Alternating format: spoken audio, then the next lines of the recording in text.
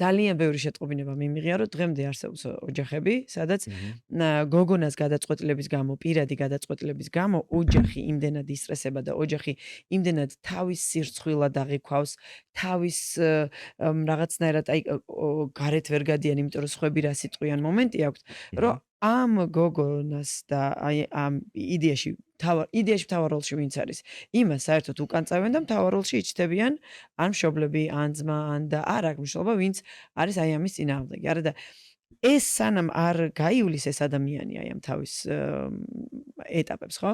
თვითონ უნდა მიხვდეს ის ადამიანი იმ შეცდომას, თვითონ და იმიტომ რომ როგორ რაღაც ხდება, იცი, რაც არ უნდა იცოდეს რა არჩევანი გააკეთა, მე ამის დაცვა უწევს, იმიტომ რომ თავის გადაწყვეტილებაა, თავისი არჩევანია და ეს არჩევანი რადგან თავისია, უყვარს. იქიდან გამომდინარე, რომ სხვებიც აწვევიან, მე ამას იცავს.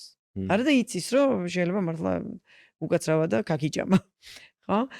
მაგრამ იქიდან გამომდინარე, რომ აი რაღაცა სხვა უკან წასასვლელი არ აქვს, იმიტომ რომ უკან ხო გეუბნებოდი. ხო და ყველაფერი მიდის რით ცნობიერება გაიღრმავონ და გაფართოვდეს და ცხოვრების გამოცდილება და რა არის მიხვდნენ სინამდვილეში, რა არის მიხვდეს სინამდვილეში, რა არის ღირებული და რა არ არის ღირებული.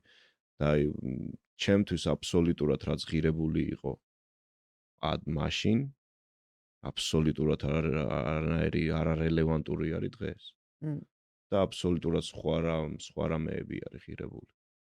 და ეს ოჯახის კულტი არის ზუსტად იმაში, რომ შენ უნდა რაც არ უნდა მოხდეს, შენ უნდა დაიცვა ის.